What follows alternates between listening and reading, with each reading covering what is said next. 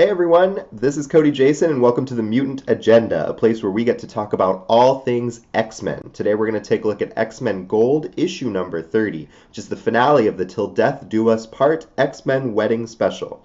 Let's do it. X-Men Gold number 30 was written by Marc Guggenheim with artist David Marquez, colorist Matthew Wilson, and lettered by Virtual Calligraphy's Corey Petit, who has been lettering X-Men forever. Yay, Corey Petit. So I should start by saying I really liked this issue. I think it makes leaps and bounds above many of the previous issues in Guggenheim's X-Men Gold run.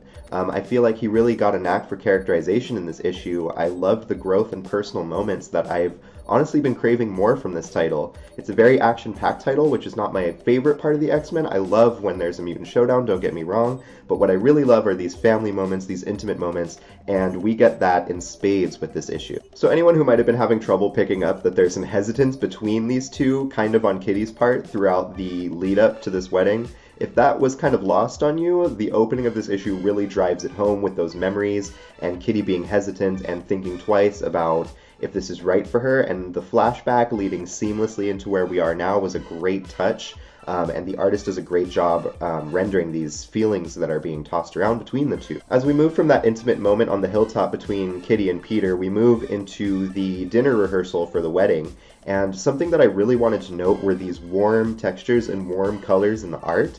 It stands in stark contrast with the very next scene that we'll see, which is a heart-to-heart between Kitty and Illyana on the rooftop, where they have a drink and Illyana kind of confides her hesitance to Kitty, and Kitty you can tell she's very receptive to it. She's not exactly letting on that, it's making more sense than Illyana might know, but there's this moment between them, and it's rendered in these dark blues and blacks under a night sky, a starry night sky, and it stands in such contrast to the warm colors of the dinner rehearsal. And I felt like that spoke volumes as far as, foreshadowing and the switch in tone that we're going to do. The coloring is just fantastic in this issue, and I felt it in this moment. So from the confessional on the rooftop, we jump to the big day, the big wedding day, and we see Peter getting ready with Kurt, and it's just the sweetest thing. And then we have this amazing moment with Kitty and Stevie Hunter and her mother and Storm, where she has this moment where she realizes that these are the beautiful, strong women that helped raise her, and they just have this great moment that tug on my heartstrings, just really hit me. And I'm so thankful for the women in my life that this really just struck home, and I got a little teary-eyed, I won't lie to you guys. You also see Logan creeping around on the rooftop, looking all fine, but honestly he was totally upstaged for me by the next page, which was Storm making sure that it's beautiful weather for the wedding day in this dress that's straight out of the Met Gala. Wow, way to upstage the bride right here, Aurora, top notch. So this is it, we get to the big moment, and here it is, and they're saying their vows, and Peter goes to put on the ring, and she phases through it, which is something that was spoiled, and everybody knew that this wasn't going to work out, but wow, I did feel it, I don't know if I want to use the word shock, but I felt the gravity in that moment, because I think mainly because the art is so good, and it just translates really well, and the shocked faces in every panel that we get, those quick shots of the shocked faces, just honestly, it worked. It worked, even though, we were all expecting it, it worked. From here, we get a lot of reactions of various X-Men that witnessed what just went down, and, shock, confusion, guilt on Illyana's part. The next scene we see is a moment between Kitty and Peter, once again, on a hilltop overlooking beautiful scenery, and they have a heart-to-heart where they talk about everything and the confusion that comes with their love and how complicated it's been, and how at the end of the day, is it right? Should they be together if they've been tested so much and it's pushed them to this point where they can't really side with their own love for each other? It was a hard moment, and they handled it very, very maturely, as we'll see later. But what we need to talk about right now is the moment of Gambit proposing to Rogue, because another thing that was spoiled that we knew would happen. But once again, it worked, and it was effective particularly because of the way they handled it. How it's Aurora talking about what a marriage requires and what love really is, and it requires that hunger for each other and just not being able to go on and not wanting to really go on without that person. And I thought it was so smart for this conversation with Storm, no less, to be a moment of clarity for Gambit, where he realizes, yeah, I don't want to go on without her. And the way that it was written and the way that it's illustrated is just a testament to how strong these moments can be, even in light of being spoiled.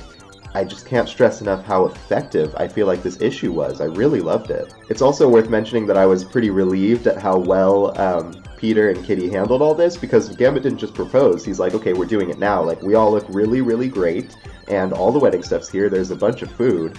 So, like, let's party, let's do it, let's get married. And I was like, ugh, this is kind of, I don't know if this is in bad taste, but Peter and Kitty come back and they're just like, well, let's not spoil all this. A lot of time and money went into this, and yeah, we do all look good, so congratulations, guys. And I thought that was really sweet, because that was something I was a little bit worried about when I was reading this issue. Like, well, this might be a little bit of a problem if someone just swooped in on your big day, but it totally wasn't. And this is just a testament to how the X-Men are family and they do care about each other, which is what I feel like was missing from Gold, was those moments. I mean, we had little itty-bitty ones, but I never felt substantially connected to them as I have my whole life, and that's a huge problem when I'm reading X-Men. That's something I look for, and this issue had everything I wanted. It was light on action, so if you like action, you might not like this issue very much, and if you don't like these characters and this turn of events, then you would definitely not like this issue. But if you give two shits about any of, you know, what's going on in the long term for the X-Men as people, this is solid gold, for lack of a better word, pardon the pun. It's worth mentioning, too, the coloring when we get to the hilltop, when Peter and Kitty have their moment of clarity between them, when they realize that this isn't going to work. If we step back a little bit, back to that moment, it's worth mentioning that the coloring here is very similar to the rooftop conversation between Kitty and Ileana earlier, how I had mentioned that the warm colors of the dinner rehearsal transitioned into the cold, dark colors on the rooftop. And I mentioned that it switched in tone. Now I want to elaborate what I mean by that. Is I felt, to me, how I interpreted it, is the darker colorization is indicative of doubt, of, not necessarily darkness as in evil, but darkness as in uncertainty and doubt, which is in stark contrast with the warm colors of the dinner rehearsal, in that the warm colors are comforting, it's home, it's what you know. And Kitty and Peter are very much safe. They're safe together. They know each other. Their love is what they know. It's familiar. But is that right? Is that what they need? And I feel like the warmth of the, the yellows, the oranges, and the reds of the dinner rehearsal transitioning into those colder colors on the roof, it just really moved us into doubt and uncertainty and second guessing.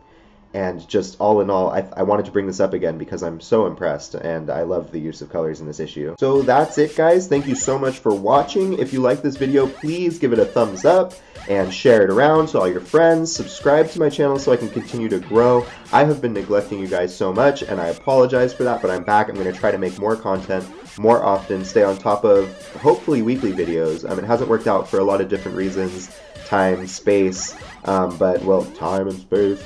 But we're going to try to figure it out, and I've had a lot of fun with this issue, and I hope you guys did too. Let me know what you think in the comments below. See you later.